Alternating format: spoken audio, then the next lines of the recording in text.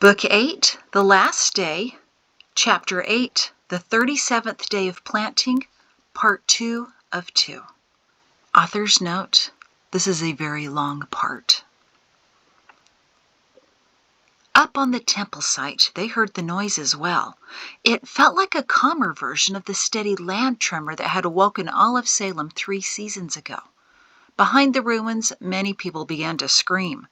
But up on the sloping rock face to the side of the temple site, one of the descendants of the Shins and Zenuses grinned. "Brighter," 5-year-old Fennec said excitedly to his brother. "The rumbling! It sounds like Pugga singing, remember?" 7-year-old Brighter shook his head. "Not quite, Fen," he said, his eyes growing large as he crouched behind a thick bush. "Not quite." His 14-year-old Aunt Banu wrapped her arms around the two boys and cowered with them. At the temple site, Pato and Dec exchanged worried glances as the rumbling grew louder. The men turned to look at their wives behind them, their eyes huge with fear as they glanced around. Luck bravely stepped up and back to Selima to shield her, but from what, he wasn't sure. The rumbling grew louder until the ground began to tremble steadily under their feet. Young Pear grabbed Pato for support, and Dec caught his other arm. Pato twisted to look at Shem behind him, worried that he was about to fall, and gasped, "Look!" Guide Zenas remained on the ruined wall, but the shaking wasn't disturbing his balance. Next to him, an intense point of light began to grow, as if another sun was developing right next to him. The light rapidly increased in size until it became the form of a man who stood as nearly as tall as Shem. Everyone around the temple site gasped in surprise. Shem didn't move, but seemed aware of the presence beside him. The man appeared to be in his early 20s and wore a plain but bright white shirt and trousers. He put a hand solidly on Guide Zenas' shoulder and looked out over the valley with him. Other lights began to form behind and to the left of him. Now all of the families behind the temple stared in amazement as several more bright lights formed around Shem and grew to take distinct male shapes. One of the bright men's features became immediately recognizable. "Guide Gleese!" Pato gasped. "It is!" Jatsi cried. The man who had Guide Gleese's face, but a much younger version of it, heard them and looked down with a broad smile. "Pato, didn't I promise you would see the day?" They felt his voice as much as they heard it. Pato's knees grew weak, and he struggled to stay upright to support young Pear, who also lost all strength. Luck was already on the ground with his wife leaning against him, staring up in amazement as the spirits— No, they were too bright and tangible to be just spirits, and they were definitely something more than mere people. Each one was solid, a guide of the Creator, coming to stand around the last guide. It didn't seem to matter that there was no floor or support under them. Shouts of surprise arose from behind the temple site as everyone recognized who was coming to their aid. "Papa, what's happening?" Young Pear gasped as the ground continued to rumble. Pato looked around him quickly, seeing the startled looks of his children, nieces, and nephews. "It's really the last day," he whispered in awe. "No one will miss it." He looked behind him at Lilla, who was weeping with Jatsi. A new understanding filled him to near bursting. "Lilla, Jatsi, Dec, everyone!" he cried. "No one will miss it." He looked wildly around and saw more lights forming. They began on both sides of the temple and rushed away from it, blinking on by the hundreds, thousands, now hundreds of thousands, and even more than 1,000,000 across the mountain tops. They encircled the entire valley until the lights met at the far southern end only moments later. The cries of joy and excitement erupting on the ancient site were instead shouts of terror in the valley as the soldiers looked up onto the mountain tops and saw each light developing into a distinct man or woman.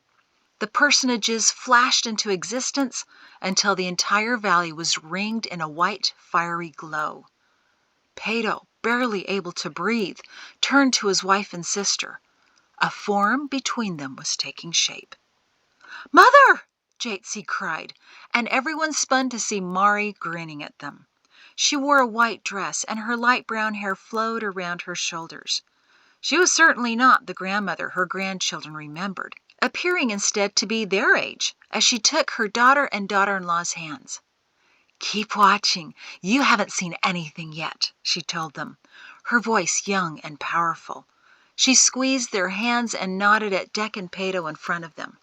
Another light developed, and Pato held his breath in anticipation. But the man who appeared in front of him wasn't his father. Instead, it was a young man with pale eyes, just like his, and hair to match. He smiled at Pato and took his hand. "Finally, I get to shake my grandson's hand." He looked up at Jatesy and beamed at her. Pato could barely get out the words, "Grandfather Cephas?" when he saw two more lights appearing around Dec. Already Jatesy was sobbing as Dec's parents appeared on either side of him. They caught him as he collapsed in astonishment and grinned at each other as they pushed him upright. "When this is over, Decet," his mother Susie said, kissing his cheek as his father Cambazola gripped his arm, "we want to meet each of our grandchildren and great-grandchildren." "Especially that one." Cambazola pointed at his startled grandson, Cambo. "What kind of a nickname is that, Cambo? Bozola would have been much better." To his son he said, "They call you Dec now? Did some cow knock your head off?" He grinned at his joke. Jatesy snorted, remembering how loud and boisterous her father-in-law could be, and how stunned her grandchildren would be to learn that. Dec was speechless as he stared at his parents, tears of joy building in his eyes. What was happening in front of the temple was occurring in the valley behind as well. Cries of joy and surprise rose up as ancestors appeared in front, around, and behind each person, hugging them, holding them, and picking them up off the ground. Pato, now clinging to his grandfather Cephas, who easily held him up, saw Hyacin Pato patting the cheek of a very startled Hifati. "You even look a little like me," she exclaimed. Hyacin nodded slowly as she looked at her namesake, tears streaming down her face. Pato looked back up to Shem, biting his lip in anticipation, hoping to see who might be there. Lila looked up as well and let out a shriek of delight. Despite being surrounded by the guides, there was room next to Shem for one more figure. Kala, with her long black hair, looked radiant and very young next to her graying husband. She stood watching with him, his hand grasping hers tightly, but his concentration still focused on the army below as the lights continued to form all over the mountaintops. Kala gazed over at the rock outcropping and smiled at her daughters, who screamed in elation. Below her, Lek and Selima wept and held each other, as Zadok and Bosco stared up in awe at their mother. Shem never moved, but continued to watch the view below him, while Kala kept her other hand firmly on his arm, as if she'd never again let go. Pato dropped his eyes to look at his mother. He vaguely remembered her that way when he was a boy, and she blurred as his eyes grew wet. But she was different in many brilliant ways. For one, she was significantly taller and broader, as if her body finally matched the size of her spirit. Nearly as large as her husband had been, Mari was beaming at each of her grandchildren, who stared back in wonder and at the scene growing around them. Up by the sloping rock, another dozen figures were appearing. Pato, speechless, turned to watch. He recognized one of them immediately and nodded to Jatesy to look. A young Joriana Shin smiled back at them before patting her namesake on her shoulder. Jory stared at her great-grandmother and slowly reached out to touch her face. Joriana laughed and caught her in a hug. Several other people appeared and joined her as well to protect their young descendants, and Pato realized there would be many more introductions later. He looked up at Lila just in time to see her embracing her father. Mari caught Pato's eye. Next to Joriana, by the rocks, is Canthi and her husband Vidro. Then your great-grandparents, Per and Banu. And there at the very end, standing back just a bit, that's Lakshin, the first general whose name you wrote down so many years ago. Behind him is his sergeant and my ancestor, Barnos Eno. Actually, Barnos Zenos. Peto couldn't take it all in.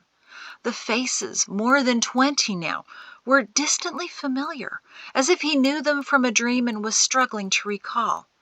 His gaze locked briefly with Lakshin, a young, slender man with gentle, narrow eyes and a hesitant smile. The first general wasn't like anything Peto had imagined for all these years, and here he was, worthy to be there that day. Peto wondered momentarily about his wife Lorixania, if any of the dozens of faces surrounding his family might be her, and then he wondered about Barnos Zenos, who wore a slight smirk, as if he were surprised to be there. He caught Peto's eye and raised an eyebrow, rather cockily. Suddenly Peto wanted to know Lek and Barnas's story, suspecting that maybe they were friends during their lives, based now on how they stood together. But that would have to wait, because his thoughts went to more recent relatives. "I know who you're really waiting to see, Peto," Mari said quietly. He couldn't answer her, still awestruck that his mother was standing there, powerful, radiant, larger than life, and talking as if she hadn't been dead for the past few days. "The wait is almost over," she promised him. "Not everyone's here just yet. Turn around. The best is still yet to come." She looked down at young Per lying on the ground in shock, nodded to him, and released Jaitzi's hand to gesture to the large empty space created by the Salemites who had fled for the back of the temple ruin. Peto spun to watch, and young Per gasped, "Look!"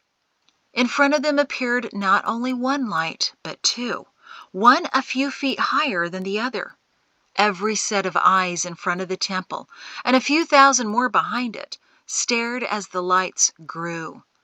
The lower one became a large black horse that Peto immediately recognized, and he finally found his voice. "Yes!" he shouted as the light on the top took form, becoming a brawny young man. On the horse he sat with dazzling white clothes, black hair, dark eyes, and a familiar grin. Ralph stared at the man, checked his astonished brother on the ground to make sure he was still there, then turned back to the man on the horse. He chuckled at Ralph's reaction, and everyone in the area felt the sonorous sound.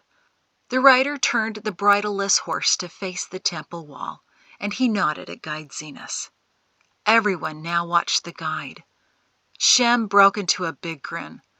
"Oh, how I've missed my brother," he said, as he wrapped an arm around his radiant wife and pulled her closer.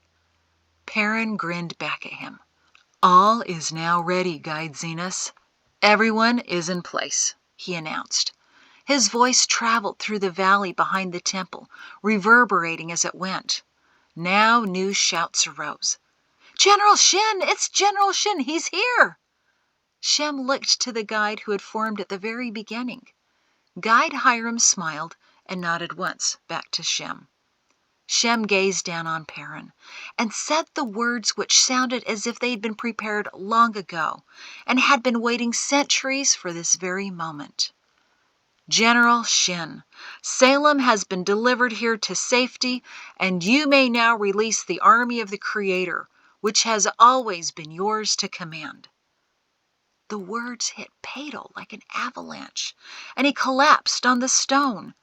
Suddenly, it all made sense, and suddenly it seemed to be so obvious. It always was.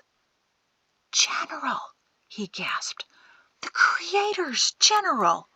He clutched at his chest, feeling the parchment still hidden in his pocket.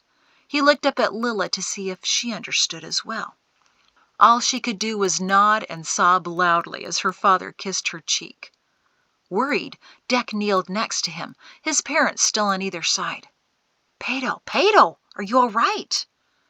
"Never better." He struggled to catch his breath. Mari chuckled down at him. Just wait, Pato. The best is still yet to come. Dec and Grandfather Cephas helped Pato stand back up, and Cephas patted Pato's chest knowingly. The envelope warmed significantly under Pato's jacket. "Pato," Dec whispered to him, "don't do that again. I thought you were having a heart attack. I'd hate for you to miss all of this." Pato chuckled weakly. "No one will miss it, Dec." "You're right," Dec said. And is it just me, or do you feel old too?" he asked, smiling at his young father and mother.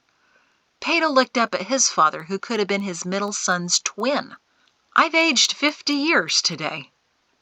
Perrin saluted Shem and spun Clark around. He didn't even have to spur the horse. Clark knew exactly what to do. He took off in a fast run, straight off the edge of the cliff, and vanished.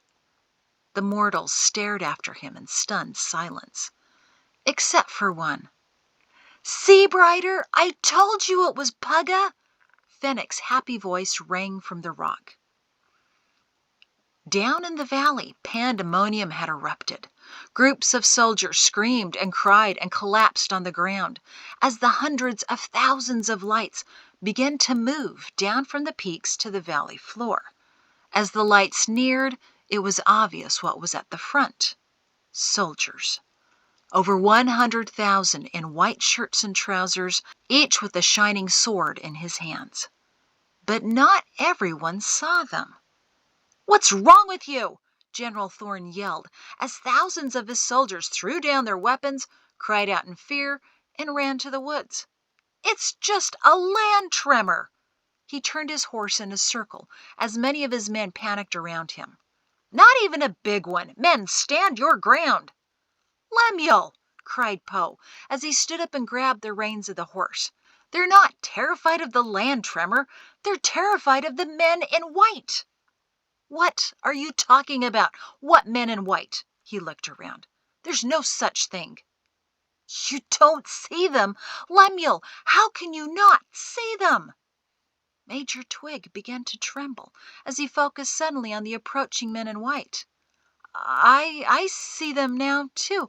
Where'd they come from? What are they?" Another soldier standing nearby shrugged. "I don't see anything, General. Maybe the sergeant major and major are suffering from trauma, sir." Healy's mouth dropped open. "Trauma? Look at them!" From his position, Poe could see the edge of the forest where the mountain began to rise, about 75 paces away. All along the edge, forming a bright ring, stood soldiers in white with their swords readied. Men from the army of Idumea who wanted to escape dropped their swords and long knives before the white soldiers and were allowed to pass between them. "No!" Thorne shouted. "They're surrendering to nothing." "Nothing!" Poe shrieked. "Lemuel, open your eyes! We're hopelessly outnumbered. They're surrounding us." Lemuel kicked Poe in the face, knocking him to the ground again. "Poe, you're crazed. There's nothing out there." Major Twig trembled even more, unsure of what to do. He watched enviously as soldiers surrendered to the white army and ran into the forest. As Healy tried to get to his feet again, another soldier grabbed Thorne's leg. Sir, I see them! White soldiers everywhere!" 4 more soldiers rushed over to him, clawing at him. "Sir, what do we do? Help us!" They pulled so hard that Thorne slid off his horse. "Stop it!" He slapped one of them as he righted himself. He went to take the reins of his horse again when he heard a new rumbling coming from the direction of the cliff. "Pugga just—" Barnell's shin finally started but faltered. He was the first to be able to utter anything, his arm motioning feebly to the cliff. His cousin nodded. "I know," Bubba Brighter said. "He just—" And he, too, lamely waved at where their grandfather had vanished. Pato came to himself enough to turn around. "What is he doing?" he asked his mother, forgetting almost that she was radiant and vibrant and not entirely mortal. But his curiosity about what was happening overruled his astonishment at her new form. She sighed in the same familiar way. Negotiations. He never felt it was his strongest skill. This shouldn't take long. Never does with him. Assistant Anno wrung his hands as he always did. Having one shackled high up in the large wardrobe made his position a little more awkward, but it was the only thing he could do all alone. The screams of his fellow Salemites had ended abruptly last night, when the officers made good on their insistence that they didn't need any prisoners. Anno had courageously waited for his horrible moment up in his room, but it never came. Perhaps they forgot about him. Everything was hauntingly still and quiet, as it had been for the last several hours. No one would come back to Salem to find him. Even Guide Zenas had said, when he had asked for a volunteer to learn how to lie to confuse the enemy, that whoever stayed would likely not be rescued. But Anno had wanted to do something daring and brave for the last act of his life. Sitting for years taking inventory of the warehouses wasn't it. Now nothing was happening, or it was, just not around him. For the last few hours, his emotions vacillated between terror, relief, and boredom. Right now, it was tedium flavored by fear, and he was hungry. Something seemed to change. He looked around and noticed a light coming from underneath the door, as if someone had lit a lamp near the crack. But it was still morning, and there was no need for light. The door swung open to reveal a beautiful young woman in radiant white. She stepped into the room while Anno gaped. "My darling, I'm so proud of you," she gushed. "You are truly the bravest man in Salem. Especially right now. You happen to be the only man left. Would you like to see how it all ends? I have a fast way of getting there that doesn't require walking or horses." Anno, speechless, could only nod at his radiant bride. Instantly the chains fell off his wrists. Faster than he could blink, he was somewhere else. The ancient temple site. Around him, his children and grandchildren shrieked in astonishment, and he shrieked back at them, flabbergasted. Anno's young wife laughed at their reactions. "Told you I could find him. And it's the last day. Everyone faithful will witness it. Your father," she said to her family as she gripped her husband's hand, "is one of the most faithful men ever. And now here, among all of the Salemites, he's still the bravest man. Tell me," she turned to him, "isn't this better than dying?" She kissed him on the cheek, and Anno whimpered and crumpled in place. Soon he was propped back up by ancestors in white, whose names he didn't immediately remember, but who were strong enough to hold up the hefty man. "I'm not missing it," he whispered, a smile growing on his face. "I'm not missing it." Finding his strength, he grabbed his wife and planted a kiss on her lips. She laughed in delight. "Hungry, my darling?" She patted his large belly. "Starving. Do I have time for a snack?" One of their daughters, coming out of her shock, immediately rummaged in her pack and produced a sandwich. Anno sighed in relief as he took it. Oh, what a perfect day. 2 more soldiers near General Thorn screamed, dropped their swords, and ran straight for the forest. But several other soldiers readied their stances and stood near General Thorn, preparing for whatever the rumbling would produce. Twig could do nothing more than shake, while Poe remained on the ground, trying to evaluate what to do next. Lemuel stepped in front of them, watching as the clusters of soldiers between him and the cliff began to separate, as if to allow something unseen to move between them. The rumbling became more distinct, with the obvious sound of horses' hooves, but no horse and rider were visible. In the space between the soldiers, a shimmering appeared, distorting the air around it like a mirage on a hot day. Lemuel took a hesitant step forward, trying to focus on what was rushing toward him. The shimmering took shape. A large black horse, galloping, a rider dressed in a white shirt and white trousers. "I see him," Guide Zenas announced, and everyone looked to the valley again. There appeared the white rider and the black horse down below, far too quickly. Shem smiled faintly. "I told you, Lemuel. And he still outranks you."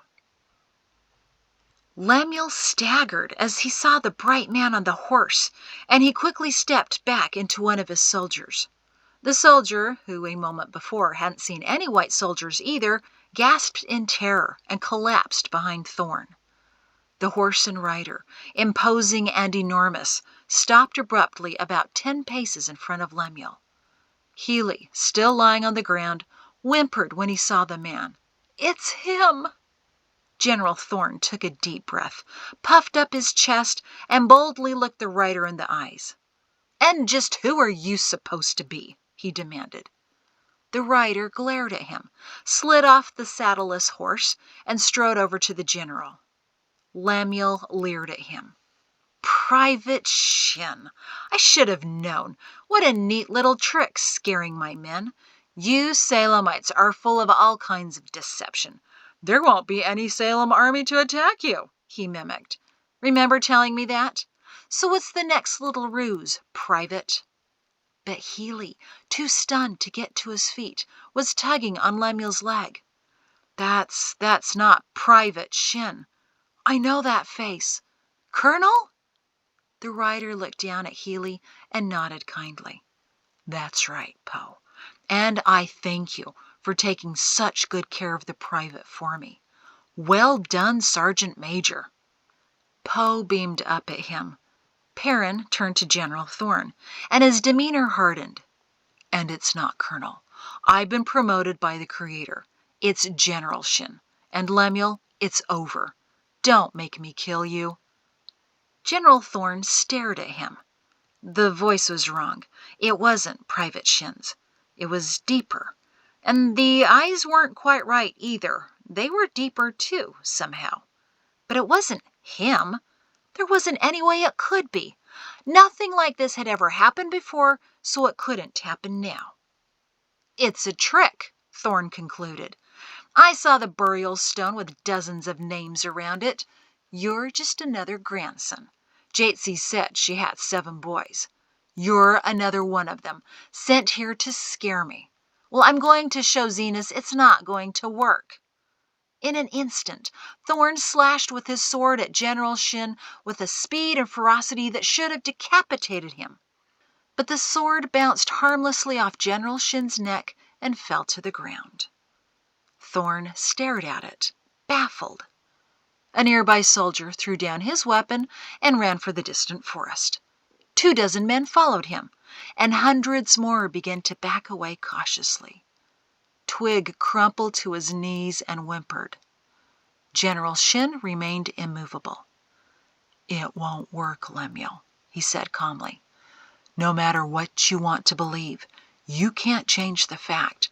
I am Perrin Shin, the man you called Colonel, the man Poe first knew as a captain. You're right, I died nearly 2 years ago. But now I'm back. This isn't a body of flesh and blood, but a perfected body that can never again be hurt or destroyed. Everyone in white is in the same perfected condition as I am. It's hopeless. Shem was right. You cannot win. Please, son, let's end this now." Unmoved and unimpressed, Thorn bent over and picked up his sword, all the while keeping a wary eye on the man in white. He pointed his blade at Perrin. Peering at his neck, which wasn't even red where Lemuel had hit him, he concluded, "It's just a trick, some kind of flesh-colored body armor." Another rumbling from the south startled him, and he spun anxiously to see a swath of soldiers separating as another shimmering began to form. A majestic horse, this time brown, appeared with another massive rider dressed in white. "It's no trick," the young man on the horse said, as the mount stopped directly in front of them. "Lemuel," said the deep, gravelly voice, "I come with a message from your grandfather Cush. He's not ready to join us yet, but he begs you to stop. Call it all off now, and mercy can still be extended to you. If not, you'll be as miserable as Cain." "And what do you know of my father?" Thorn yelled at him. But the slight tremor in his voice suggested his confidence was beginning to crack, that something about all of this might be more than a mere illusion. "I know that Cain, along with Gadamen," the man began evenly, but his voice was making the hair on every soldier's neck stand on end, "ordered my and my wife's death. But as you can see, nothing can ever hurt us again." He slid off his horse as another 10 soldiers dropped their swords and bolted for the trees, followed by a few hundred more. "Get back here!" Thorn yelled to the fleeing soldiers. "It's just another grandson. The hills are crawling with them." The man smiled vaguely as he walked over to them, big and burly. "In a way, I have a great-grandson named after me, but I am the original Ralph Shin. And Lemuel, that story you told Perrin years ago about falling asleep in a class at the university, your professor marching you angrily to report you to your grandfather Cush, then I getting you off and letting you spend the day in my office?" He shook his head sadly. "We both know that never happened." Lemuel took a hard step backward. Only 2 people in the world knew he told that story to Colonel Shin. Only one knew it was a lie. He staggered, about to take another step back from this man, whose voice made his arms break out in goosebumps as if he were back in command school again, when he remembered who loomed behind him. Anxiously, he turned to face the other Shin. "I had a feeling that story wasn't true," said Perrin. "I still think it's too bad he couldn't be wearing his uniform." Hyson Pato sighed loudly. Heisey Hafadi stared at her great-grandmother, who stood next to her. Her cousins and siblings eyed Hysamum as well, who mystifyingly didn't seem too concerned about the terror below them in the valley. She smiled eagerly around at her descendants, who couldn't quite grasp what was happening, and didn't know yet how to respond to all of their new relatives. Hysamum nudged her great-granddaughter. "Ah, Heisey, you should have seen your Pugga on the platform in Edge in his uniform. So impressive. I suggested he wear the blue today, because it would be more intimidating to that silly Thorn. But," she sighed again, "everyone's to wear white. Still, white is a timeless color, and quite noticeable. And you have to admit you can't find finer linen than this. Feel the hem on this sleeve, Heisey. Beautiful, isn't it? Look at my Cephas. Isn't he dashing in white? I hope your son will grow up to look just like him." Unsure about anything, Heisey peered over to her Aunt Jatesy and Mugga. Mari shrugged an apology, and Jatesy giggled between her tears. "That's my grandmother, all right." Cephas Pato smiled sweetly at his wife. Hysamum nudged Heisey again. "I can't wait to get my hands on those cocoa beans your explorers brought back. No one in Salem has figured out quite yet what to do with them, but I've been thinking for years about how to add some sugar and milk. I'm still working on the name. Does chocolat sound appetizing?" Heisey finally found her voice. Not only did it seem fantastic to be speaking to an ancestor, it seemed fantastically absurd to be discussing fashion and recipes when they were waiting for a battle. I'm not sure, Grandma Hysamum. I'm kind of having a hard time thinking about anything else right now." She waved vaguely to the valley beyond them. "Oh, of course, dear. I was just planning for later." Mari snorted. Her father heard her. To his daughter he said, "After all, what's an event like the last day without refreshments?" Mari laughed with her father. Pato watched in awe as his mother and grandfather laughed together. He looked at Jatesy, and, judging by the amused and amazed expression on her face, she was thinking the same thing. "There's going to be a later?" Heisey asked her great-grandmother. "Oh, most definitely." My Mari was right. Then again, she always was. The best is still to come. Just because it's the last day doesn't mean it's the end. My goodness, you poor thing. What do you think is next? Heisey shrugged dumbly. Her family stared in amazement right along with her. Thorn was firming his grip on his sword, trying to hold on to something solid, when he heard whimpering behind him. It came from Poe, who was staring up into the man pretending to be Ralph. It is him. I met him at his mansion in Idemia. Lemuel, that is High General Shin. Much younger, but I remember his face, his voice, that glare. Healy, enough from you, Thorn shouted. You can't fight it, Poe cried, getting to his feet. You're wrong, Lemuel. You've always been wrong about everything. You couldn't even kill Zenas. He pointed furiously to the cliff. The one man who deserved to die, and you even failed at that. He looked as if he was ready to kill Thorn himself, fumbling at his waistband for his long knife. Give it up, Lemuel. Just stop. The sky is gray. Never! Before Poe could draw his knife, Lemuel plunged his sword into his chest. Stunned and silent, Poe buckled in place, sliding off a Thorn's blade. Poe! Perrin cried, and dove for him, catching his head before it hit the ground. Thorn held his sword high, Poe's blood sliding down the blade. It still works, men. The day is still ours. Perrin cradled Poe as he struggled to breathe, his forehead against Poe's, while the surrounding soldiers just stared in dismay that the general had so readily wounded his trusted sergeant major. Thorn gave all of them a challenging glare, waiting for the next man to oppose him. Poe, it'll be all right, Perrin assured him. You can go. I'll find you and I'll bring you home to us. I promise. Poe shook violently, trying to meet Perrin's eyes, but Lemuel had, once again, been too accurate in his aim. The sky is gray. I see it. Tell her, he managed before he went lifeless in Perrin's arms. Major Twig slapped a hand over his mouth, his horrified eyes growing wet. Perrin tenderly laid Poe down and stood up to face Lemuel. But Thorn refused to acknowledge him, acting as if he'd conveniently vanished. However, he couldn't ignore that the crowd was parting again, and a tall older man in a blue jacket was pushing his way through. I knew it, Thorn snarled when he recognized the officer. I've been getting reports about you all yesterday and this morning, that you were sneaking around my soldiers, trying to subvert them yet again. And then you had the nerve to camp with us last night? Just whose side are you on, man? You're a disgrace to that uniform, John Offra. It's about time you faced me. Where'd you get that old jacket anyway?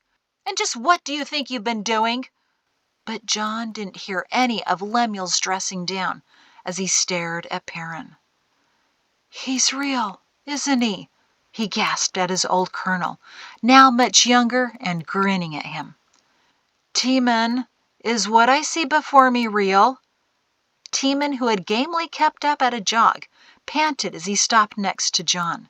He stared up at Perrin, who winked happily at him.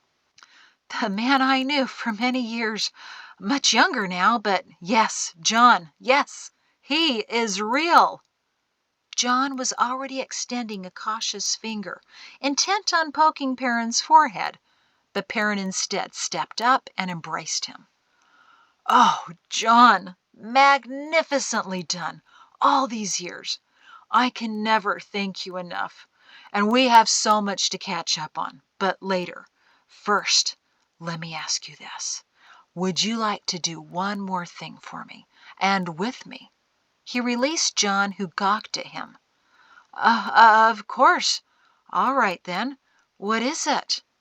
John hadn't noticed that behind Perrin, Thorn was tipping his head meaningfully to some of his guard several paces away. But Perrin knew. All will be explained to you. So that's a yes? All right, then. I'll let happen what's about to happen. Just look at me, John. Eyes on me." Perrin flinched, because two of Thorne's guard had come rushing up behind Colonel John Offra and cut him down on either side, slashing Perrin's old colonel's jacket in pieces, along with the colonel who wore it. "Wah!" Timon cried as he slapped his hands on his face, devastated that his charge and friend had fallen. "But—" "Ha!" Thorne bellowed, hollow and angry and confused, but ready to take the strange victory. "You just let him die!" Ralph cleared his throat, and it echoed in the valley. "Not so fast, Lemuel. Not so fast." There was a flash, so bright and blinding that no one in blue could properly see for a moment, as if lightning had struck the very spot where Offra's crumpled body lay, but silently, beautifully silent.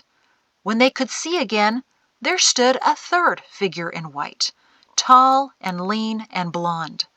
He grinned at Perrin and Ralph, who returned his smile. "They were right. Not a moment's passed here, has it?" Lemuel stared at the ground where John's body had been, but nothing remained, not even the blue jacket. He couldn't help himself. "Who's they?" he demanded. "Who was right?" "Who?" he asks. Not worth wasting the time to explain. "Timon! My dear friend Timon!" He pulled the small, stunned man to him, embracing him enthusiastically. "Oh, Timon, you've been so good to me. I was so confused, but oh, how I see things now. Hours have gone by, maybe even days, but no time here.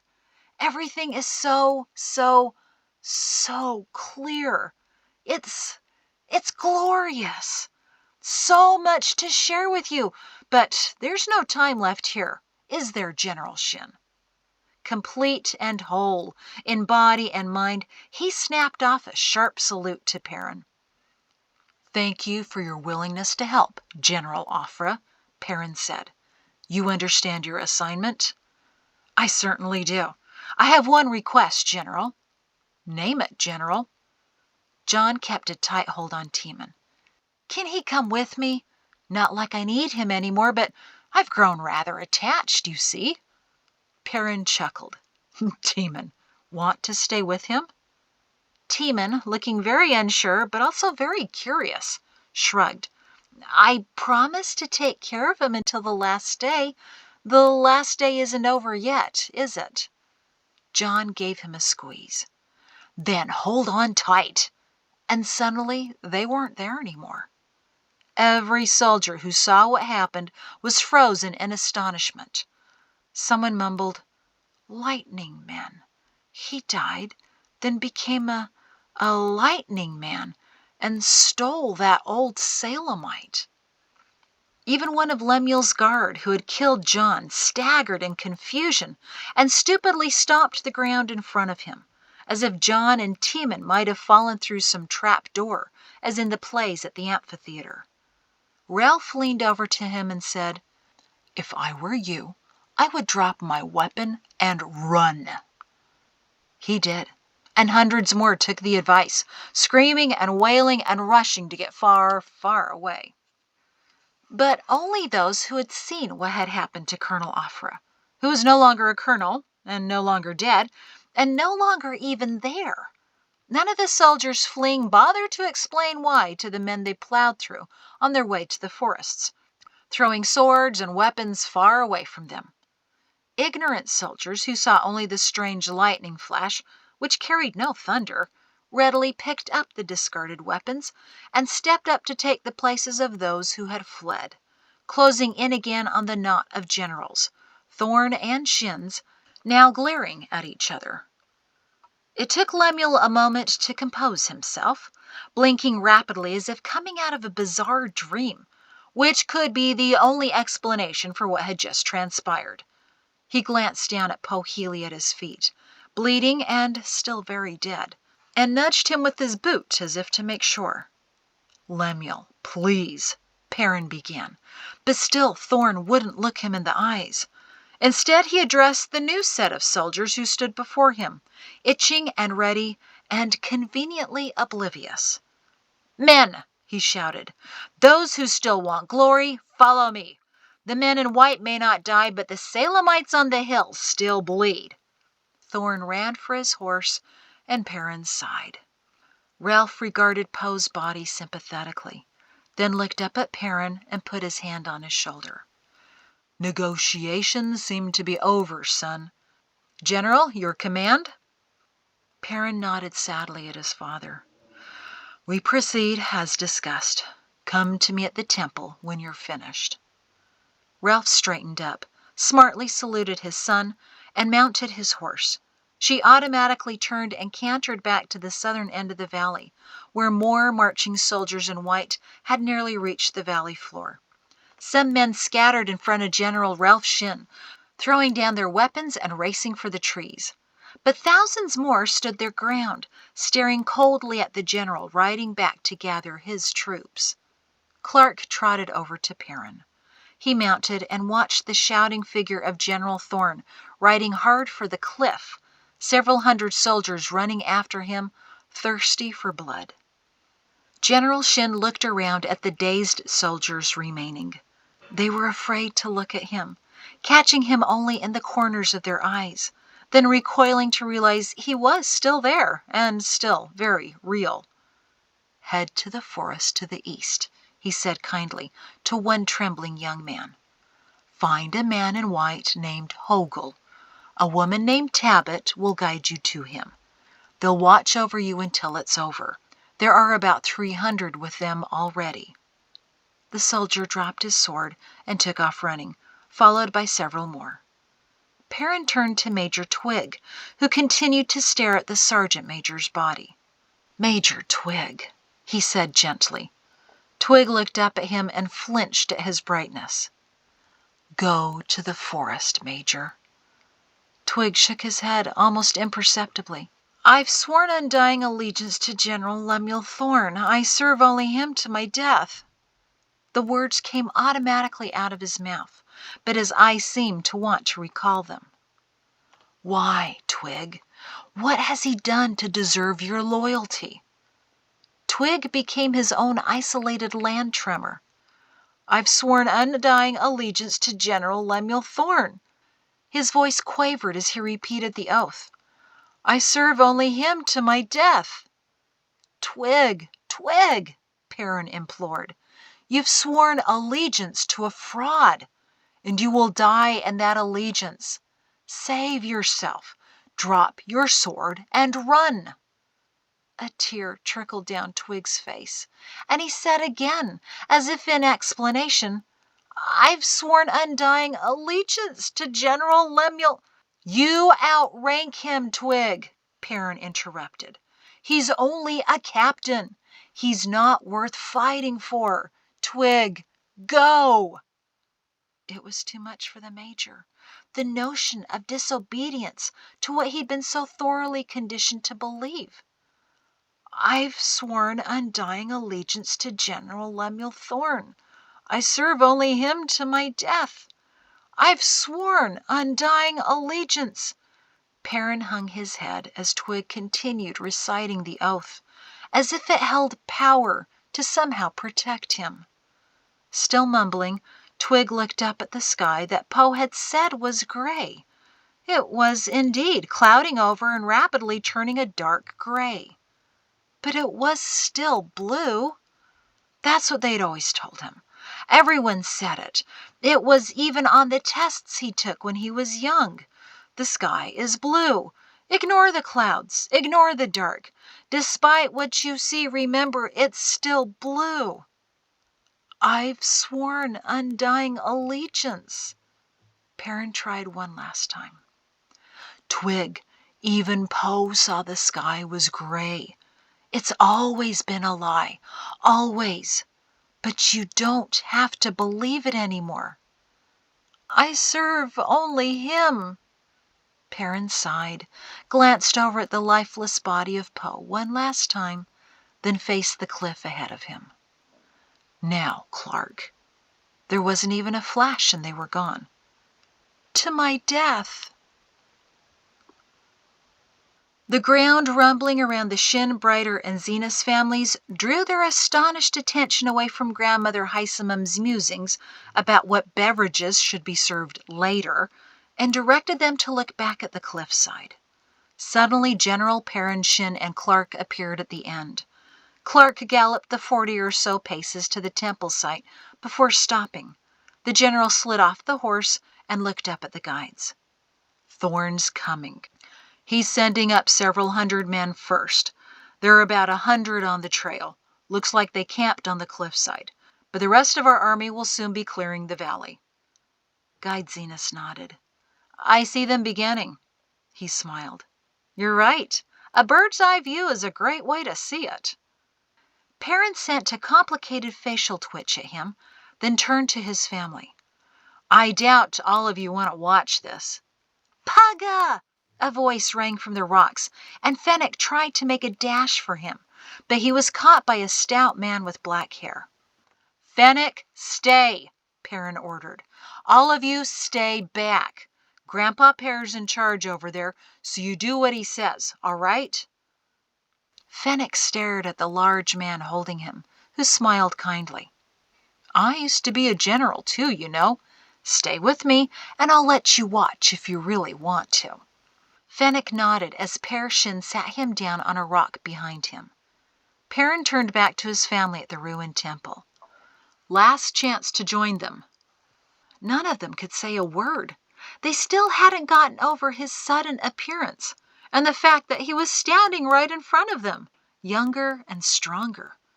There were a few doubts that this glorious being had ever been their white-haired Pugga. No one knew what to do but stare, until Cambo's gasp spun Perrin around. Pugga, they're coming! Laurie cried. Over the edge of the cliff came the first soldier, sword drawn and looking for a fight. Perrin strode for the edge of the cliff and drew his sword. Where it came from, Peto couldn't discern. He wasn't holding one a moment ago, nor did he wear a sheath. The soldier charged. Without a word, Perrin lunged with the sword, and the man fell instantly. Lilla screamed and hid her face in her father's shoulder. Laurie whimpered as suddenly 3 more, then 5 more, then dozens of soldiers poured over the edge of the cliff, racing toward the general. Pugga! Someone at the temple site cried, but it wasn't necessary. Now General Shin had 2 swords, and as the yelling men rushed him, he easily dispatched one, then another. A quick step here, and another man fell. A twist and a thrust to the right, and another body folded. A quick jab, a spin, another step, and 3 more bodies were added to the pile of dead soldiers growing at the edge of the cliff. No one could pass the general to get to the vulnerable mortals behind him. Jatsi, Laurie, and Heisey held their faces as another man and another fell dead under General Shin's quick blades. Lek, still on the ground, gripped his head in his hands as Selima kneeled by him, using him as a shield, watching the bloodbath and hiding whenever her grandfather deftly decapitated another soldier. Young Per hid his face in his hands, unable to witness soldiers dying in front of him. But Peto observed his young father with analytical admiration. Saw that move before, and that one. Never saw that one, though. Oh, he's gotten faster on that step. Whoa, didn't see that coming. He muttered his commentary to Dek and young Per. The rest of the family stood in shocked silence as Perrin took a few steps back to lure the soldiers to a new area not littered in bodies. Only once did someone else mumble, Nope, I definitely can't fix that, Uncle Perrin, Boscos whispered in awe. Professor Slither found his lazy morning disturbed in a most unusual manner. For the past few days he'd been enjoying sitting in a cushioned chair at the northeast gates, a bottle of Thorne's private mead next to him, and a box of sweet rolls on his lap, watching the world try to climb over the boulders to invade Salem. He and Waynes had spent many amusing hours observing folks trying to hoist furniture over the rocks, not believing there was plenty of tables and sofas and wardrobes in the north for the taking, according to the excited reports from the other side of the mountain. But last night there had been another group of villagers, this time returning with warnings about treacherous and filthy trails, and armed and murderous Salemites, and even the most ludicrous report that Guide Lannard had been scared to death and the army scattered. None of those returning bothered to deliver a report to the fort, however, but continued on south as fast as their legs could carry them. Since it was only a handful of scared people here and there, Slither and Waynes decided to ignore them, as did everyone else who realized that there was now less competition for the best properties. Slither didn't want a new house in the north. He had Thorne's mansion all to himself, while his old protege, Waynes, enjoyed the run of the fort. And between the two of them, they decided they could probably rule the entire village themselves once it emptied out, which, at the going rate, would be in less than a week. But Slither's entertainment this morning was being interrupted in the oddest of ways. The sun had been up for over an hour now, lighting the way for the next wave of villagers moving north who were ignoring the handfuls running back south. But for some reason, the forest began to brighten. Slither set down his mug and leaned forward, trying to see what was happening. There were several screams of surprise, and people scurried back down through the trees to the fort. In their panic to rush past him, someone rudely knocked over his jug of mead. Slither attempted to get up, but found the cushions had shifted so that he was trapped. Behind him he heard footsteps running. "What's going on?" Waynes panted. "I saw something bright coming out of the canyon a few minutes ago, but I can't tell what it is." Slither shrugged. "Seems to have spooked the villagers." The bright presence was now making its way through the forest, sending thousands of people before it, fleeing. Something prickled in the back of Slither's mind. An idea shoved hard away, and he glanced up to Waynes, whose face was ashen. Through the trees, the brightness became more distinct, and the two men realized the light was actually people, men and women, dressed in dazzling white, and heading for the fort. One man in the lead purposefully approached the gates. Behind him tagged along an older man, not in white. His eyes flicked around frantically, trying to take in everything as if he'd never seen such a place before. But he kept up behind the tall man in white, who strode rapidly, too rapidly, to Slither and Waynes. Panicked, Slither grabbed blindly for Waynes's hand, hoping to use it to help him get out of the chair so he could run in terror like everyone else.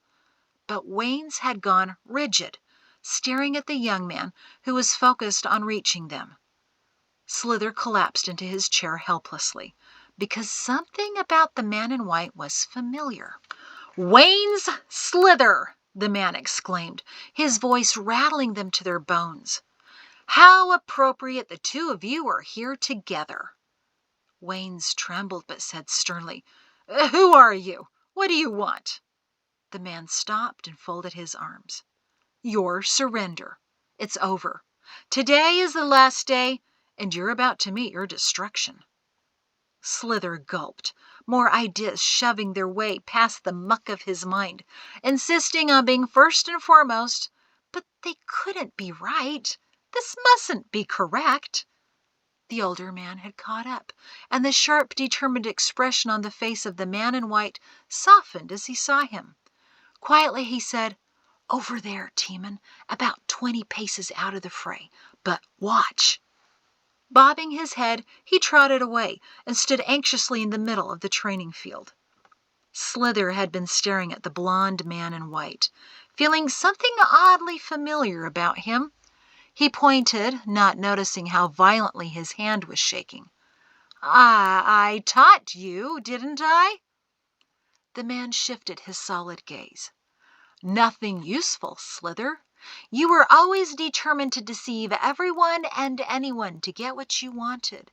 You even went so far as to rewrite the writings to secure your position in the mansion." He shook his head in disgust. How can you say that? Slither whispered, realizing that his and Thorn's private workings were no longer private. Waynes licked his lips. Who are you? You should know me, the tall man said. You chased me out of your fort on a few occasions, refusing to offer aid to an obviously needy officer. Wayne sagged under the words. No, cannot be. I am no longer needy, he said with a sly grin. And I'm also no longer mentally imbalanced. But you died, Wayne said, as if the man had forgotten such an important detail about his own life. The sly grin grew. Only a few minutes ago, actually. He can't be. He can't be, Slither whined quietly. Oh, he can't be. That's what I thought, too, the man said, reflective. How could I have died so close to the end? That was my first thought, I must admit. Then suddenly I understood. The first of many fantastic and marvelous things. I needed to die today so that I could stand before you like this. He gestured to his body, radiant and powerful, and John Offra grinned at himself, not like a madman, but like a perfected being. Neither Waynes nor Slither could respond, too astonished. What happened next dropped Waynes to the ground, as if he'd been knocked down by an unseen fist. Another being appeared, right next to John Offra, and the older man blinked, wondering where he came from. The new man tipped his head at the prone colonel. Waynes, how many people have lost their lives because of you? Care to make a guess? Waynes's jaw moved up and down uselessly until he produced, I didn't kill anyone. The second man scoffed as Offra shook his head and elbowed his new companion. As if lying right now is going to help him in any way. The second man nodded in dismal agreement. To Waynes he said, it was your brilliant idea to eliminate the aged of the world, to convince tens of thousands of people, even children, to commit suicide. That's killing someone. And Slither? He turned to the fat man quivering in the cushioned chair. Masterminding the news that everyone who died would be receiving a mansion of pure gold? In a few minutes, you will see exactly where those who were as greedy as you ended up. And yes, Waynes, you killed my wife. Waynes's mouth dropped open. Who was your wife? The second man responded with, one of many who sent appeals to you, who begged to be allowed to live. But you didn't listen to any of those appeals, did you? You rejected each and every one of them. He took a step closer, and Waynes cowered, raising an arm above him to shield himself from the brightness of the man. My wife was Tyria Rigoff. She cared for several other injured and elderly people, and you sent them all to their deaths. She was forced to breathe in the herbs, executed by the very soldiers who years ago served me. I am here today to exact justice for that act. Waynes burst out with a high-pitched, Rigoff? Colonel Milo Rigoff? Rigoff glared. Recently promoted to General Rigoff, and given power by a being who delights to share in what he has. Wayne stammered again. I had no idea your wife was in such a situation. Offra and Rigoff exchanged glances of weary forbearance. You can't lie your way out of anything anymore, Offra declared. We have all seen what you've said and done. There are thousands of witnesses and no more hope for secrecy. Suddenly Slither realized who stood in front of him, throwing such accusations. Great! Offra! Colonel Offra! You went mad! Offra nodded and tipped his head, as if having completed a fantastic trick. Yes, I did, because I knew the truth and could no longer stand the lies of the world. But oh, how much clearer everything is on this side. he seemingly forgot where he was and looked happily around him. Everything falls perfectly and neatly into place, and suddenly the world makes sense. His gaze dropped back to the two men, and his smile vanished as he remembered who sat before him. And I, too, have been promoted. It's General Offra, and Rigoff and I have been sent by our commander to demand your surrender. Waynes took one last stab at bravery. Who's your commander? I demand to know who demands this. To his astonishment, the men in white chuckled. Oh, wouldn't he like to know? Offra said to Rigoff conspiratorially. Rigoff nodded and grinned. It'd kill him to know. Kill them both, wouldn't it? But they'd never believe us, would they? Both of them abruptly turned back to Slither and Waynes, their expressions somber. Surrender, was all Offra said, and it was as if his voice echoed from the canyon. Waynes wasn't one to back down, ever. He didn't get to his position without being tenacious to the point of stupidity. Surrender? Why? General Offra turned to Slither, who was trying to appear as small as possible. What day is today, Slither? You should know. You rewrote all of those sections in the writings and eliminated all the references to such a day ever coming, didn't you? The last day, he whispered in terror.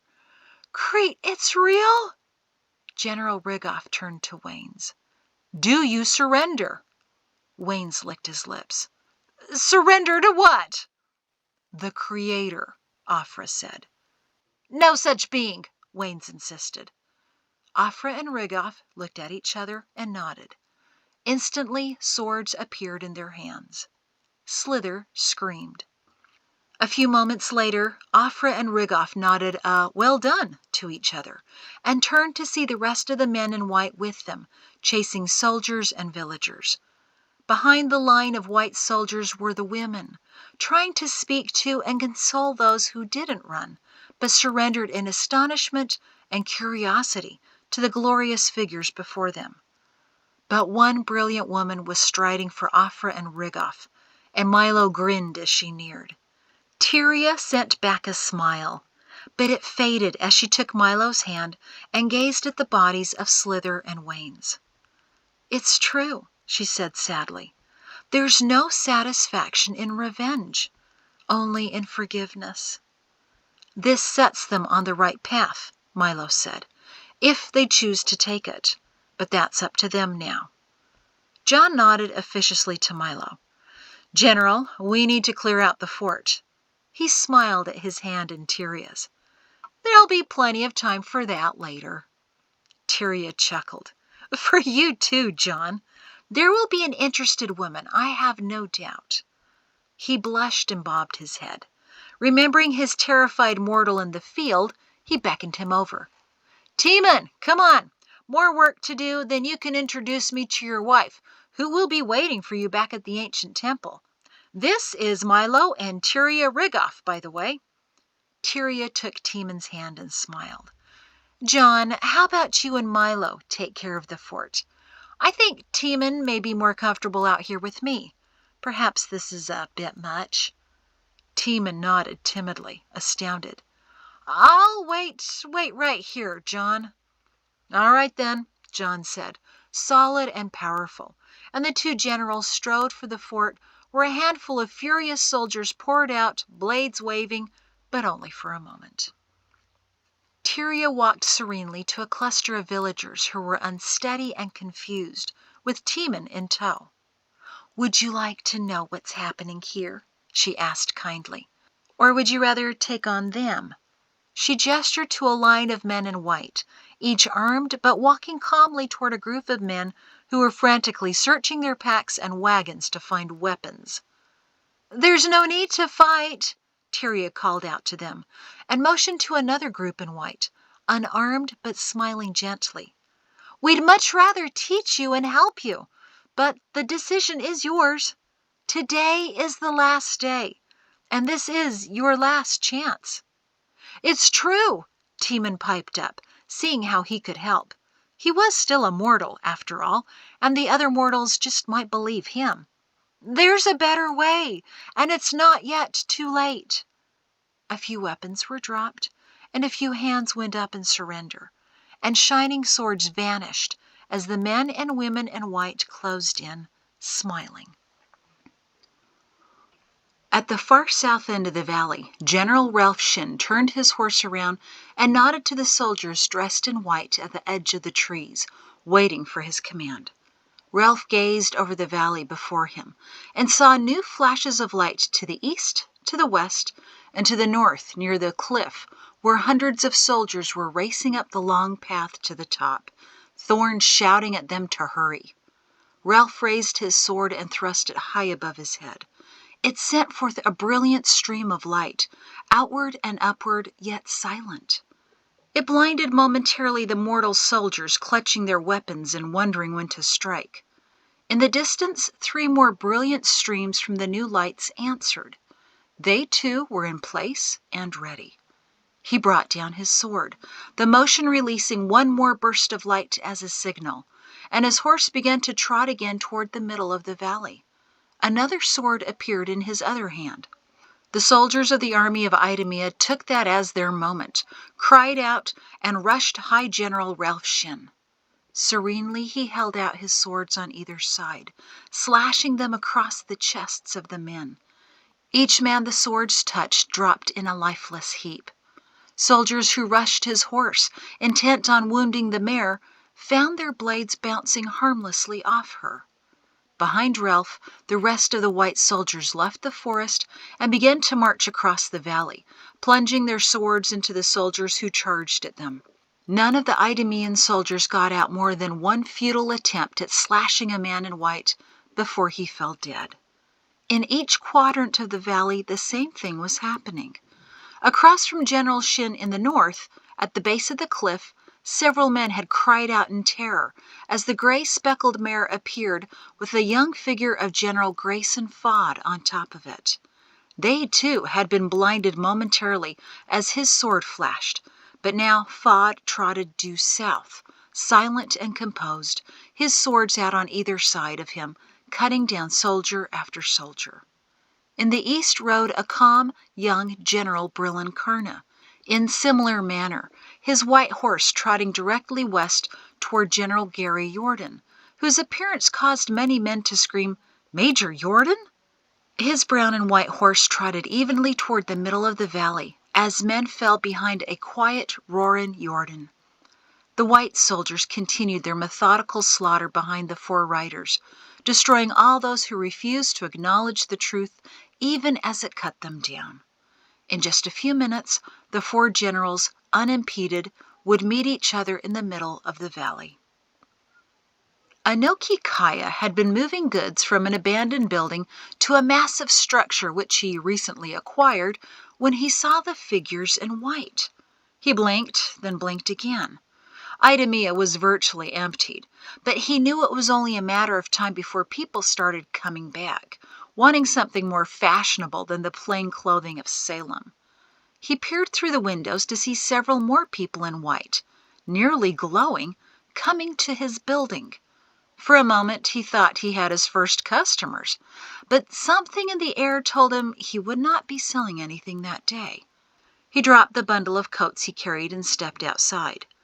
One of the men headed directly for him, a determined look on his face and a meaningful squint in his eyes. The rest of the men and women behind him stopped to wait.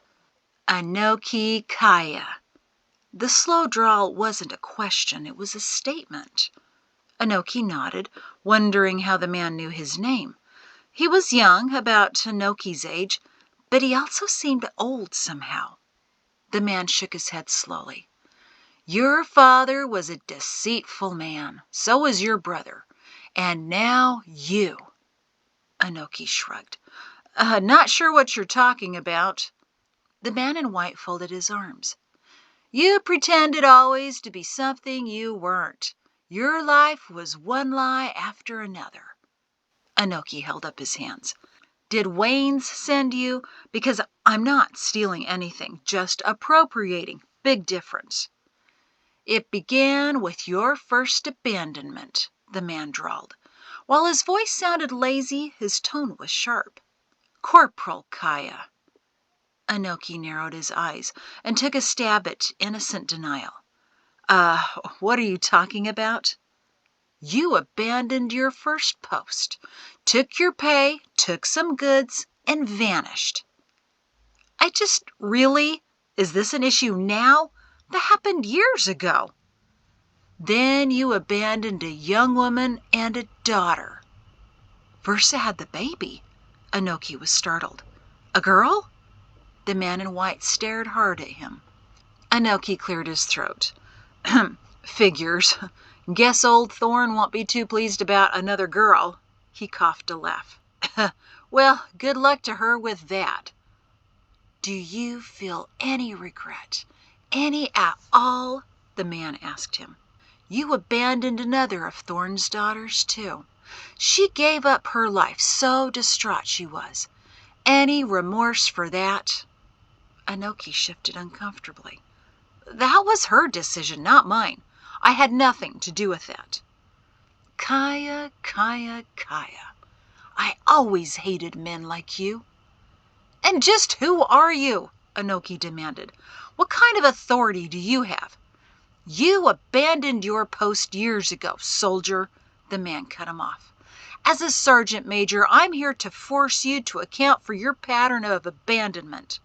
And as part of the Creator's army, I have been given the authority to exact justice for all your crimes. Anoki paled.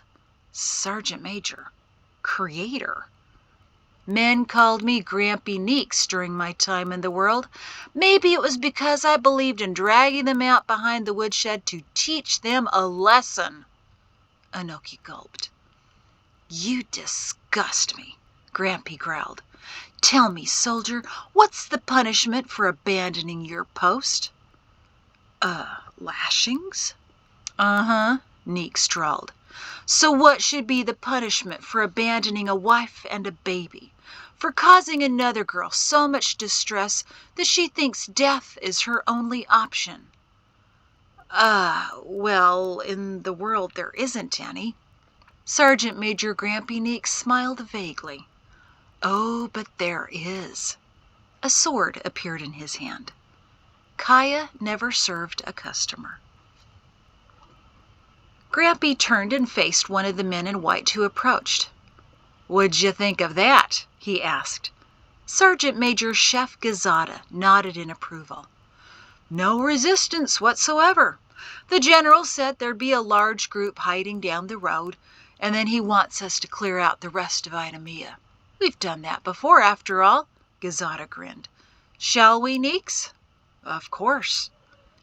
The sergeants began down the road, their soldiers following, much as they had more than 25 years ago. But this time, none of the sergeants would fall as they had when they took over the administrator's building and destroyed Cain Thorne and so many others, since all of the sergeants were in white and glowing. Up ahead was someone who knew Idemia well, Dorman, the last son of King Orin, the last descendant of all the kings. Also in white, he nodded a greeting to the sergeant's army, and a segment of 20 men broke off to follow him into the city where his family had once ruled. As I suspected, he said to the 2 sergeant majors, they're hiding in all the usual places. When we're finished, we'll join up again? As the general directed, Grampy said, saluting away Dorman and his army. Grampy leaned over to Gazada. Thinking of after we're finished, will you be cooking? I mean, not that we really need to eat, but it just won't be paradise without a Gazada sandwich. And there are still all those mortals who'll need feeding once this is all over.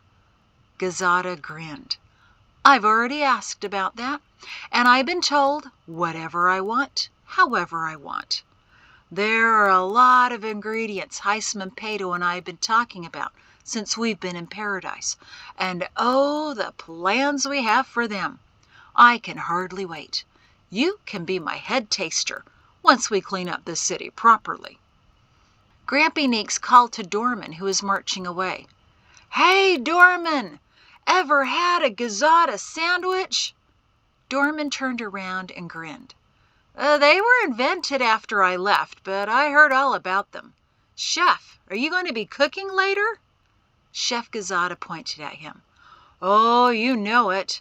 So, men, the sooner we're done, the sooner I get to experimenting. And you're all invited.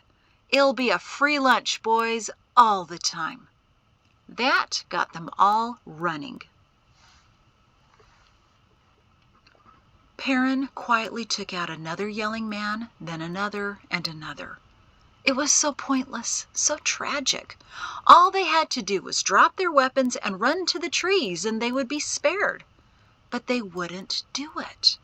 Even with the awesome display of force, power, and absolute invincibility in front of them. Not even the general's simple white uniform was affected.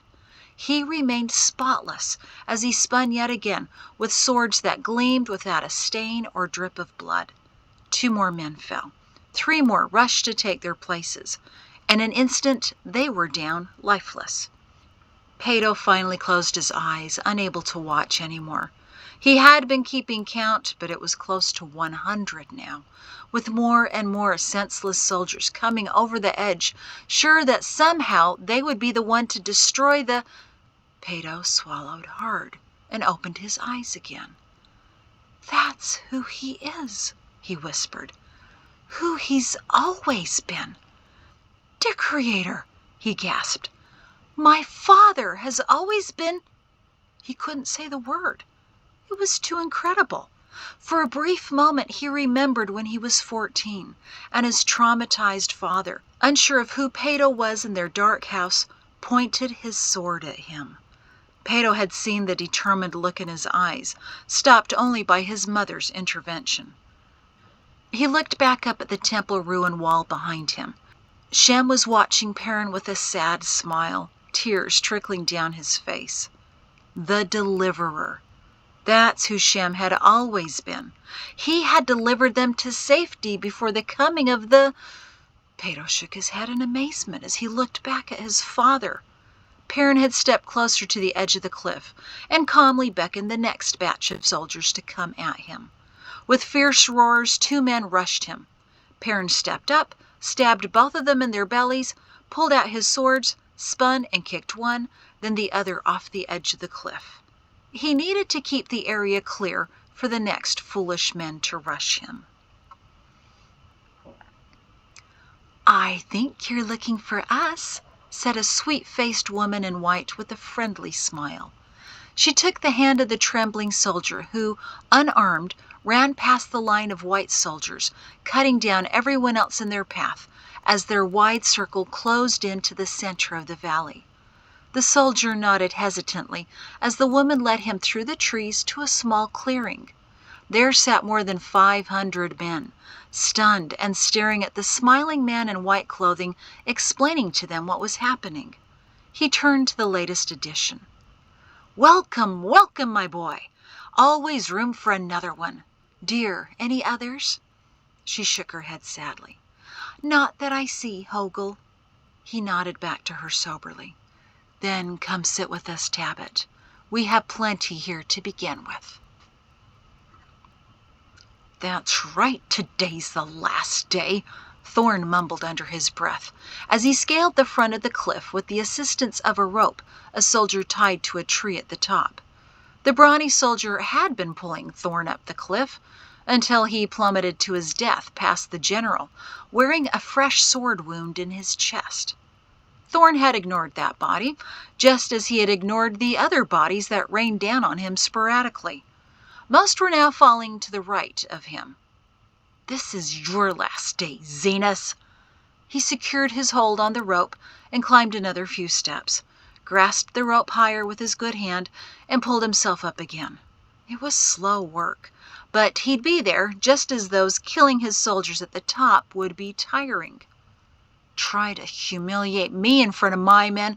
I'll show you humiliation, guide," he sniggered as he raised himself another level. Further to his right, a few dozen paces away, the soldiers rushed up the switch-backing trail. But he was going to surprise Zenas further down the cliff. "This is the last day," he murmured again. "The last day my kingdom is denied me. I will take it all, Zenas. Your lands, your people, your sons. It's all going to be mine, you stupid, stupid sergeant." In the western part of the valley, a group of soldiers were still unsure of what to do, the men in white closing in on them. But suddenly there was a woman, brilliant and glowing, with a blonde ponytail and a fierce demeanor. "Really, boys, it's time to give this up. Simple enough. Drop your weapons, then run up the slope to that man there. My husband will care for you. Call him Rector Young. See him smiling and waving? You'll not find a friendlier face among those who are perfected." She jerked a thumb to the warriors in white nearing, then to her own hard demeanor. "Now, enough of this nonsense." She chastised them, and a few hung their heads in remorse, as if their grandmother was taking them to task, not a young woman with old and angry eyes. "Now it's time to act like real men. Surrender to the Creator, who is actually trying to help you, and walk away from this battle. Only the cowards will remain here pretending to fight. That's right. Run, boys. Drop that ugly steel and get out of here." In the valley, the four generals were coming closer to each other, leaving swaths of dead soldiers in their wake. Behind them, the ring of white soldiers began to tighten as they neared the center of the valley. None of the Creator's soldiers made a noise or cried out in joyful victory as hundreds and thousands of their fighting descendants fell. Major Twig didn't even try. His sword hung uselessly by his side as he stared at the general in gleaming white slowly ride to him. He looked up into the grim expression of Ralph Shin and was still muttering, "I've sworn undying allegiance to General Lemuel," when General Shin's sword sliced neatly across his chest, dropping him lifeless to the ground next to Po Healy. In the middle of the valley, about 30 paces away from Healy's body, the most brutal of Thorne's soldiers formed a ring, 3 men deep and 20 men across. They had already decided. The main victor in the ring would lay claim to Salem. The second man would have Idumea, and whoever else survived would have that valley. They watched with determination as the 4 horsemen came at them in opposing directions. The cluster in the middle braced themselves as the generals closed in. "Now!" cried someone. With screams they ran for the generals, swords flailing. In moments, the entire valley fell silent. Deck was sitting on the stone steps, his arms around his sons Vidro and Halling, who held their heads, unable to watch any more. Deck's parents had their arms around Cephas and Cambo, while Jatsi leaned against her mother and wept. Lilla kept her face buried in her father's chest. Lori and Heisey crouched next to Salima, behind Sam and Wes, who sat near Lek, using their husbands as shields from the view. Heisemum had gone over to join the other ancestors at the rock face to complete the wall of ancestors that prevented the younger ones from seeing the destruction. Fennec had hidden behind the rock his great-great-grandpa Per put him on the instant he saw Pugga's swords. Pato sat next to young Per, keeping a hand on his back while Grandpa Cephas braced him up on the other side. Young Per buried his head in his knees, quietly sobbing, while Ralph, Barnos, and Newell stood arm in arm with Boskos and Zadok. When the first soldiers appeared, so did the elder Boskos Zenas, who now stood in front of the young men to partially block their view. "Why won't they stop?" Zadok whispered, in morbid astonishment. "Why don't they see they can't win?" Young Per's head came up. "Because they each think they are different or special somehow." He cringed as another 3 men went over the edge. "The laws of nature, the rules of the Creator, those are for other people, not them. But no one is above the laws," he said sadly. "No one can beat the Creator's power." 2 more men, 3 more, 1 more. Each met the same fate. At least now they weren't piling up in front of the temple site, but were stacking in the valley below. Lori looked to her right and screamed, "Pugga!" Pato leaped to his feet and spun to Jatesy. "It's him," she announced. Lemuel Thorne was heaving himself up onto the tableland. Ralph Shin's mare carefully picked her way over the bodies to reach the center of the valley, the other horses meeting her there. Ralph nodded at Jordan, Fod, and Karna. They each nodded back. This wasn't a victory to rejoice over. Each of the fallen men had ancestors weeping for them along the hillsides and on top of the cliffs. To the generals, Ralph said, "He wants us to come to the ruin when we're finished. There's one last general to deal with." Lemuel Thorne locked eyes first with Jatesy. He balanced at the edge of the cliff between General Shin and his family taking refuge at the temple, the 20 or so paces open as if reserved just for him. Jatesy met his gaze and tipped her head at her mother. Thorne shifted his glare to Mari, but regarded her with confusion. He didn't recognize the large young woman, nor did he care to. He instead watched the young men rising to their feet to see the man who had done so much to destroy their family names. Lemuel's chest heaved when he recognized Pato and Dek, then realized many of the young men resembled them in some way. His eyes lingered on Zadok and Boskos before his attention was captured by Lek, who got up angrily, his demeanor uncharacteristically fierce. The empty space next to Lek was suddenly filled by a body dropping from the ruined wall above. "Lemuel, don't do this," Guide Zenas commanded. "Drop your sword now." One more grandson, struggling to his feet, caught Thorne's eye. Young Per, supported by his father and great-grandfather, stared hard at General Thorne.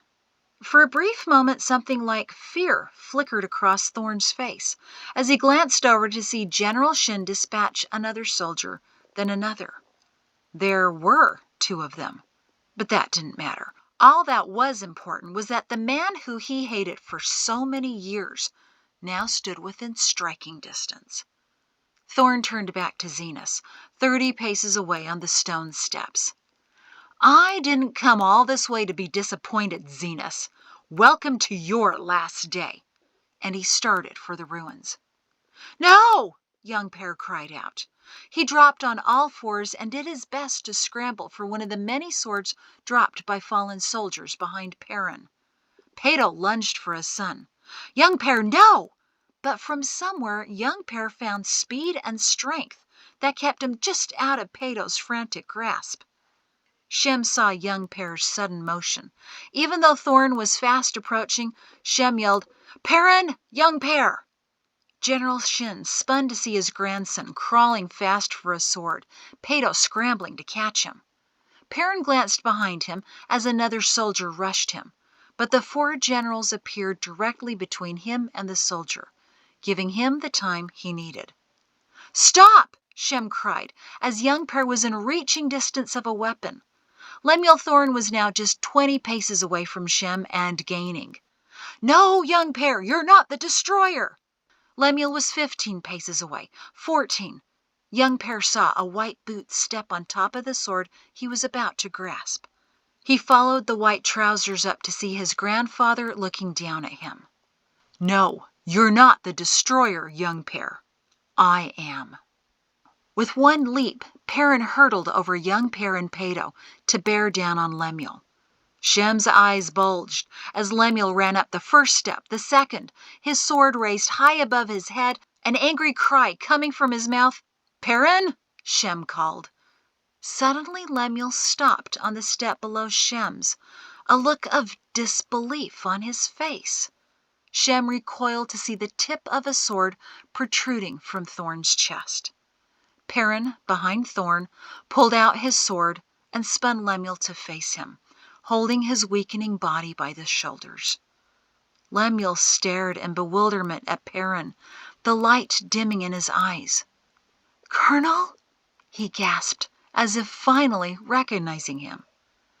Yes, Lemuel. I told you in your dream that my face would be the last you'd see. Remember? Goodbye, son. Lemuel fell on the steps of the temple, dead. Lek dropped onto the steps, unconscious. No one at the ruins made a noise, but stared at the lifeless form of General Thorne, while Boscos knelt down to help his older brother, who was already coming around. "He's dead!" came a startled voice from near the cliffside. "Thorne's down! The general's dead!" The stream of soldiers rushing over stopped in a surprised heap. Perrin nodded at the 4 generals. They nodded back, raised their swords, and chased the remaining soldiers back down the trail. Perrin turned back to Shem. "It will be finished in just a moment, Guide Zenas," he said soberly. Guide Zenas, tears in his eyes, nodded. "Excellent work, General Shin." Then he took a deep breath. "But Perrin," Shem whispered, "that was just a little close." Perrin smiled grimly. "No one's faster than me, remember?" The 4 generals reappeared again on the top of the cliffside. General Ralph Shin nodded once to his son. "It's finished, General," he said, walking over to the family once again, speechless at who was approaching them. "Except for one more thing." Ralph pointed to Pato, who was still on the ground next to young Per. He got clumsily to his feet, staring in surprise at his grandfather. Perrin walked over to his son and pulled open his jacket. There were no more swords in his hands as he pointed to Pato's shirt pocket. "No more waiting, son." Feeling his legs grow weak again, Pato turned to his grandfather, unable to speak. "Would you like some help, Pato?" Ralph rumbled. Pato nodded. Ralph reached over to Pato's pocket and pulled out the parchment envelope. Lilla began to weep all over again as the family watched breathlessly, wondering what it all meant. Ralph opened the envelope, pulled out the parchment, unfolded the sheet he originally folded, and handed it to Pato. "It's best that you read it, Pato. I still can't make out all of your handwriting." Ralph put a bracing arm around his grandson. Perrin chuckled softly as Pato's hands and voice trembled. "This was written by Pato Shin, under direction of his grandfather, High General Ralph Shin. While Ralph Shin lay in the storage room of the old garrison, trapped by the land tremor, he had a dream, many times. He saw that his son, Perrin Shin, would become the greatest General Idemia, and Ralph crossed out and wrote here, the world would ever see. He would lead a battle that would bring about an ultimate end to conflicts in the world. Pato will live to see the day." He could barely get out the next words. "Signed by Pato Shin and Ralph Shin, the 37th day of planting season, 335, 30 years ago, today." It was more than he could take. Pato began to weep, and Perrin stepped over to him and wrapped his arms around him. "Fantastic job, son. You carried it magnificently all these years. Your children and grandchildren will never forget." Jatsi came down a step and gently took the parchment out of her brother's hands. "Pato, this was when we were in Idemia? You knew all the way back then?" Pato pulled partially away from Perrin, not wanting yet to release his father. "I didn't know everything, Jates, and it wasn't until today that I finally understood why. Can you imagine being a 14-year-old boy and discovering that your father was the Creator's destroyer? Remember the line from Guy Pax's prophecy? And he was vaguely aware that up on the temple wall, Guide Pax was waving down at him. The line, "The deliverer will ensure the safety of the Creator's people until the coming destruction." Our father, Jates, he's the destruction. He waved his free arm over the scene of carnage beyond them, disbelieving. Perrin tipped his head. I prefer the Destroyer myself. Much better title. Jatesy clapped her hand over her mouth. It seemed wrong to giggle at such a time like this, but the giggle was forcing its way out anyway. Perrin saw her struggle. He laughed and pulled her into a hug with her brother. That seemed to be the signal. "Pugga, now!" a small voice from the rocky slope called out. Perrin called back, "Yes, Fennec, now!" A new kind of commotion broke out all over the temple ruin and behind it.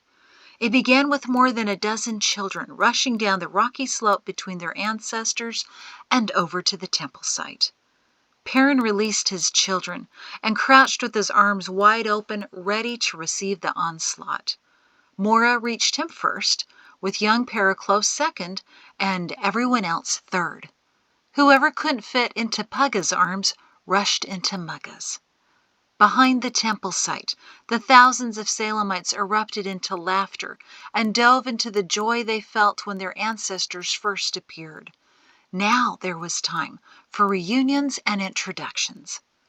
Peto stepped back from the assault of children to find his nephew Cephas reading the parchment Jatesy still held. She started to hand it back to Peto. "Here," he said, taking it out of her hands and giving it to Cephas. "It's for everyone." Cephas gingerly took the prophecy, as several more family members huddled around him to see it themselves. Peto moved back to watch them. After all these years of keeping it secret and sacred, it was time to reveal it to eyes that could now understand. The moment nearly consumed him. He would be exhausted by nightfall. Peto felt a heavy but bracing arm around him. His grandfather Ralph smiled at the cluster of descendants. "Could you ever have imagined this, Peto?" He squeezed his grandson's shoulders, probably leaving bruises. "At the time, we were both thinking of him as High General of Idumea, but it wasn't until I passed that I learned what the Creator really intended. I couldn't reveal it to you or to him, or even to Shem that day on the ball field when you were 16 and he told you not to go to Idumea to play kickball. I just had to watch and hope you'd have enough faith to see it through. And you did. Remember when I told you I wished I could be there by his side?" Ralph sighed happily. "Oh, we both were, Peto." He kissed his grandson on the cheek and embraced him. "But, Grandfather, I have a question." "Sure, Peto." "Why? Why did you have that dream? Give me this parchment. Why?" Ralph gripped Peto's face with both hands. "Why? To give you hope, Peto." "Hope, that's all?" "Peto, hope is everything. I've got a few more people to introduce myself to, but I will be back. Enjoy the day, son." "I am, Grandfather." Ralph walked over to Lori and Sam, whose children now joined them, and Peto looked over to Jatesy to say something to her, but found her embracing Grandmother Joriana. Then Peto saw the face he was really looking for. Lilla rushed over to him and flung her arms around his neck. "This was it, Peto. We waited, and suddenly, and this, and now." She wept incoherently into his neck. Peto chuckled and kissed her neck. "Thank you for carrying it with me, Lilla. I could never have done it without you." Lilla bounced away from him. "Calla! I have to see Calla."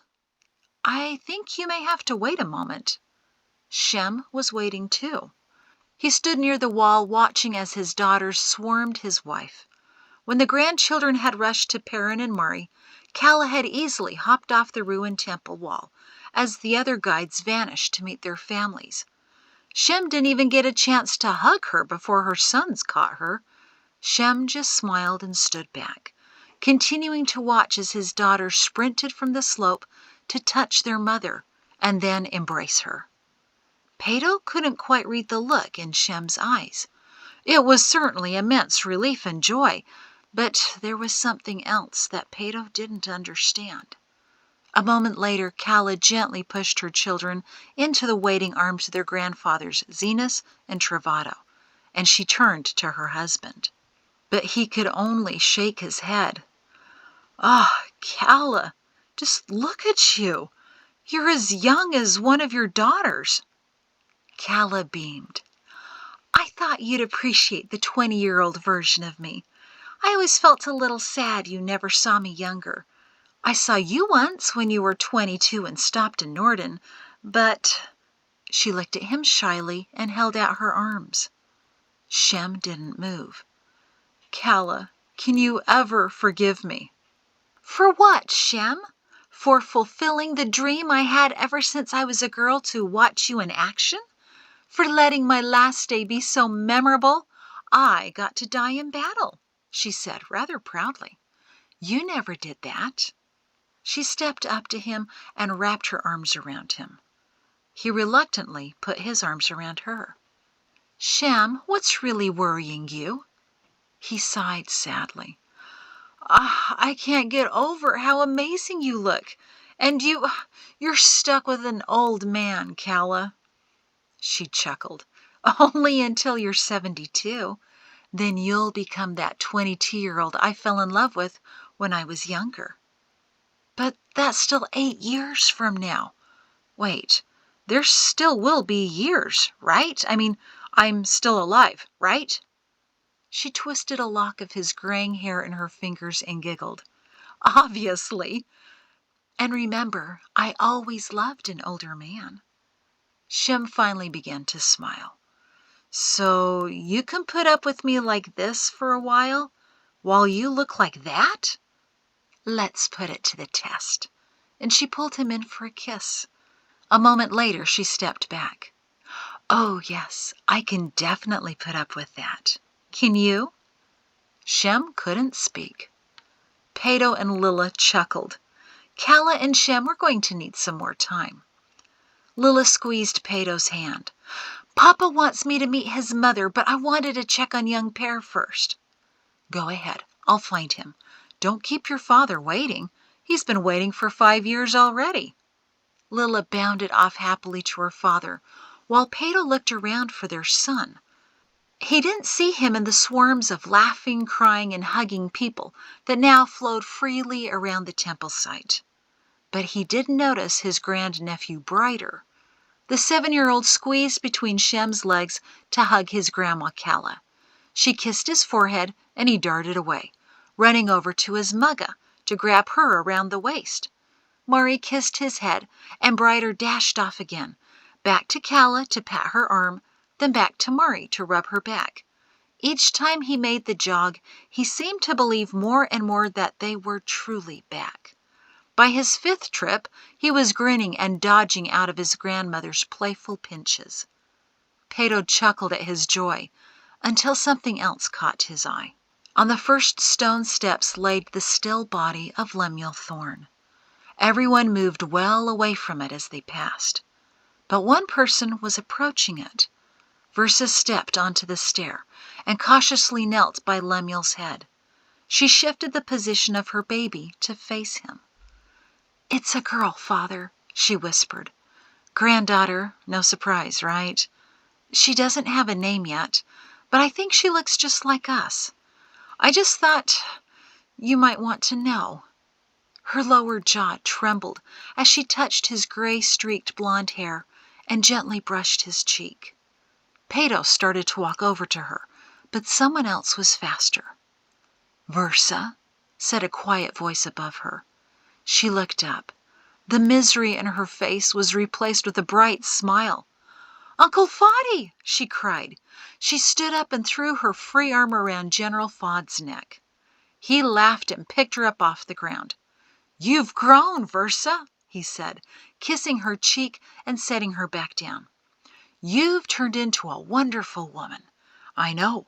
I've always been watching you, even when you were a mischievous boy." Versa laughed and cried out again as another person rushed up to her. "Aunt Foddy!" "Wait," General Fod said. "Give me the baby before you crush her between the two of you." He eagerly took the newborn from her arms as his wife embraced Versa. Grayson chuckled and looked at the newborn with tender eyes. "Oh, Lemuel, what you gave up. She's beautiful." They all were. General Fod kissed the baby and breathed in her scent. Shalia Fod squealed at the baby. "Versa, can I hold her next?" "Of course. Now you're a great Aunt Foddy." Grayson handed the infant to his wife. "Versa, I'd rather we be honorary grandparents, if that's all right with you. Thought you could use some." Now the tears Versa fought poured down her face. "I would love that, Grandpa Foddy." Pato nodded in approval and looked back down at the body of Lemuel Thorne. It was gone. The wall of fallen soldiers had also vanished. Pato jumped to the top stairs of the temple ruin and looked down at the valley. It was clean. He smiled. There was nothing left to cause anyone more sorrow.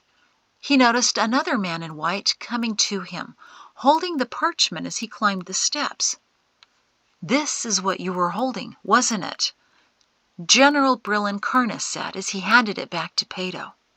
"The day I brought the news that your grandparents were killed by garters and you were in your bedroom?" Pato took the parchment and nodded. "Yes, sir." Karna chuckled. "And I thought you loved that ball." "Excellent work, Pato. You would have made a great general as well." Pato chuckled. "Seriously, how could I ever follow in his footsteps?" "You have a point, Pato. None of us could."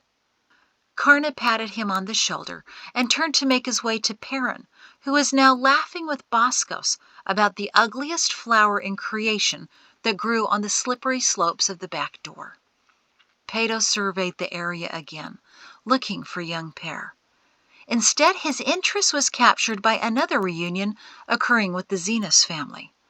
The extended family had now joined Shem at the front of the temple site, where hundreds of people and ancestors in white paused in their introductions to see a visibly weakened Shem watch as one last ancestor made her way from the rock face, carrying plump Perrin. Her smile grew as Bosco Zenas the elder jogged over to her to take the toddler. "Our boy, Miki, the deliverer! I could never have imagined our boy!" She made her way up the steps. "I always knew Boscos, from the day he was born," she said as she walked over to Shem. Kala and Lek were supporting him on either side as he tearfully watched his mother come to him. "The Creator whispered to me who my son was to become. I knew he would need constant help." She now reached him and held his face in her hands. Even with his wife and son on either side of him, Shem would be a melted puddle in a moment. His face was already drenched. "That's why I needed to be on the other side," she said, kissing him tenderly. "Yours was always the voice in my head." Shem could barely get the words out. "When I was little, I thought you were my imagination. But when I was 5, I realized my mother never left me." Pato chuckled and wiped away a tear of his own as Shem's mother put her arms around him, keeping him from collapsing in joy, but still reducing him into a leaking, mushy blob. They were lost to his view as the rest of the Zenas clan became one large, embracing mass. Still searching for young Per, Pato finally noticed him resting on the ground and propped up against a tree. But he wasn't alone. Another general in white, Gary Jordan, sat in front of him, deep in conversation. As curious as Pato was about the nature of their discussion, he took his time getting there, not wanting to interfere. Barnos came over, took the parchment gingerly from his father's hands, and Pato continued to meander over to his son and the general. Jordan took young Per's face in his hands, kissed him on the forehead, and grinned. Young Per nodded, and Jordan slapped the ground, causing a small land tremor. Jordan noticed Pato approaching and stood up. "Pato Shin, where's that parchment? I want to see it." "Sorry, General. I just handed it off to one of my sons. I think it's in that group over there." Excellent, he said, reaching to shake Pato's hand. That son of yours has had an interesting couple of years, hasn't he? Quite the worldly education, I guess you could say, Jordan said. Yes, sir, that he has. You're lucky to get him back. No, wait, I have to revise that. You see, the past 2 years I've been getting quite an education myself, Jordan said, his eyes softening. I learned not too long ago that there is no such thing as luck. What I should say is, you're blessed to get him back. His eyes were shinier than normal. Pato put a hand on his shoulder. You'll get them back too, General. It may take some time, but we have 1,000 years to work on Eltana and your son. We'll help you get them all back. Jordan cleared his throat of growing emotion. A young pair already promised me he would, and my grandparents will help. His demeanor changed abruptly. To the parchment, he announced in roaring Jordan fashion as he marched away. I want to see it. Who's got it? He bellowed good-naturedly to the crowd. My turn. General's orders. Pato chuckled and looked down at young Pear. He was staring at the cliffside that was now clean. Pato sat down next to him and waited for his son to speak. Papa, young Pear whispered. They're gone now. Just before General Jordan came to talk to me, I still saw them. I was counting them, but there were so many. It's all right. The Creator did the cleaning for us, Pato said, putting an arm around his son. Young Pear continued to stare at the now empty site. I was like one of them, Papa, not so long ago. So blind, so determined to believe what I wanted to, despite all evidence to the contrary. That should have been me, Papa, lying dead out there. No, young Pear, it shouldn't. You opened your eyes and tried to remember what you used to know. You turned around, recognized your mistakes, and now you're fixing them. You've been given another chance, as all of them would have been given. They just, he shrugged, unsure of how to think about those who had fallen but had never had as many opportunities as his son.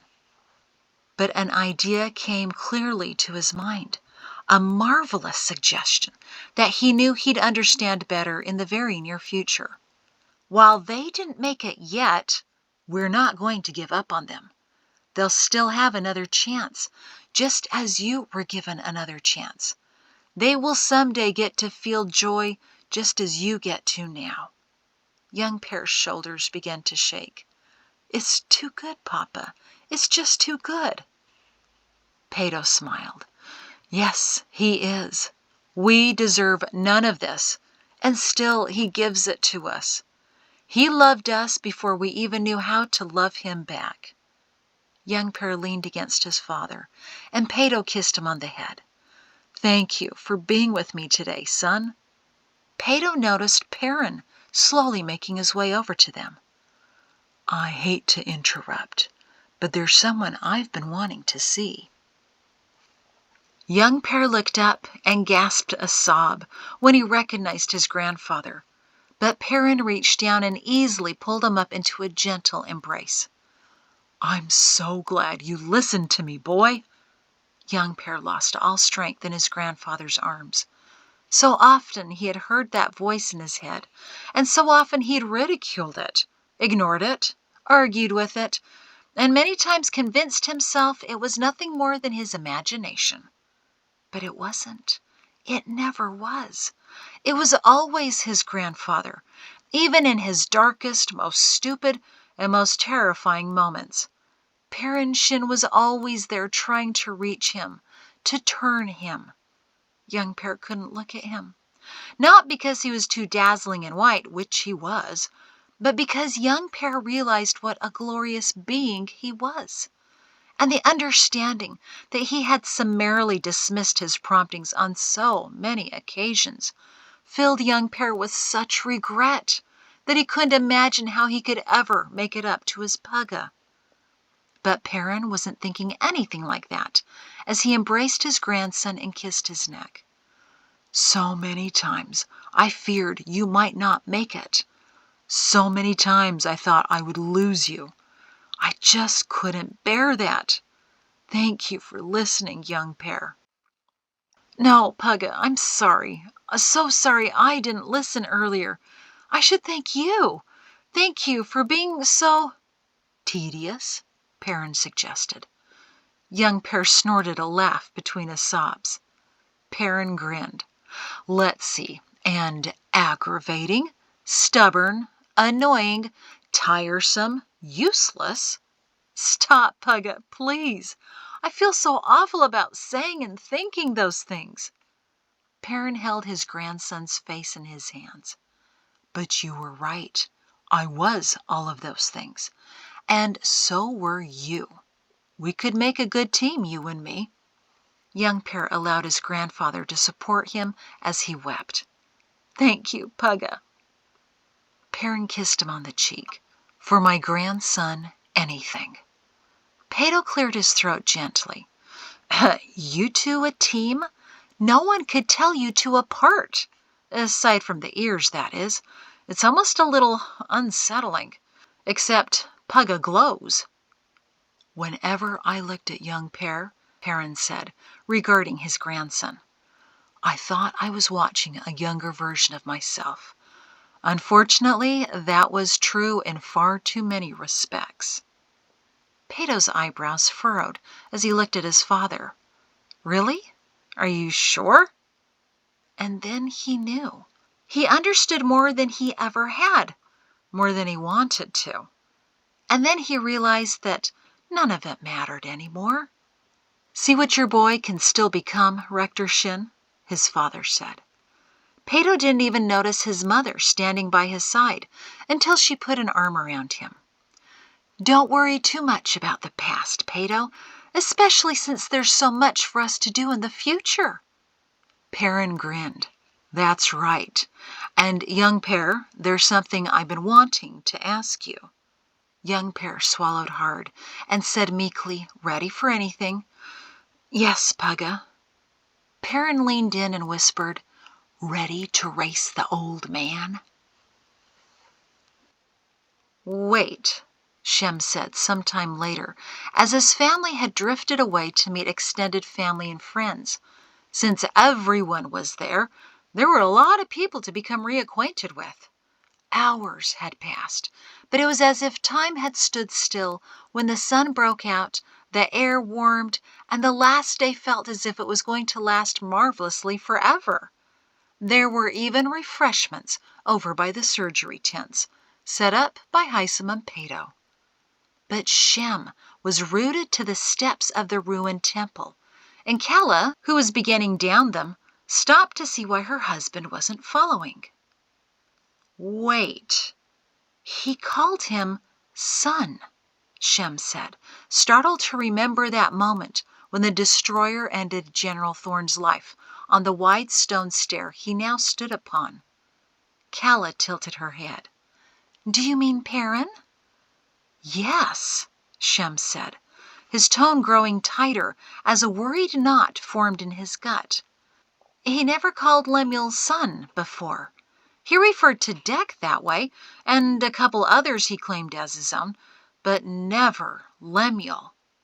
His gut twisted again as he remembered Ursula Thorne at the garrison 30 years ago, greeting Perrin in such an intimate way by kissing his neck after his parents had been killed. Then Perrin's urgent pleadings to not tell Mari how Ursula acted, his promise to Shem that there was nothing between them, and had it been for over 20 years before that. More than 50 years now.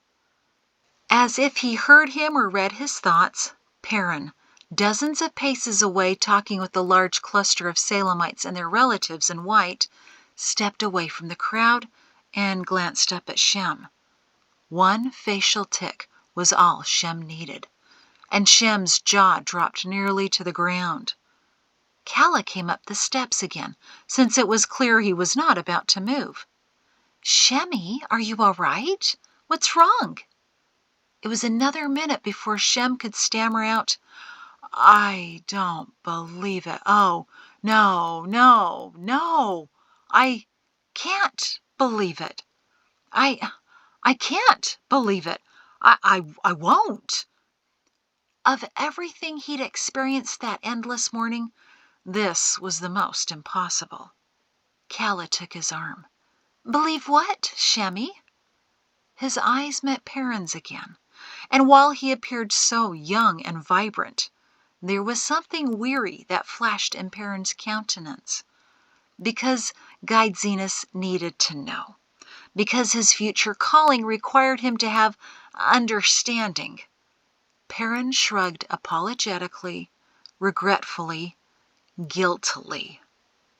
Shem collapsed on the stone step. His wife kneeled next to him. Shemmy, what is it? The only thing he could think to say as he slowly toppled over was, Well, I'll be a slagging Zenas. And that is the end of part 2 of 2 of chapter 8, The Last Day. But this is not the last chapter. This is not the end. I've got about 3 more installments to give you. So, thank you. I'll see you in a bit.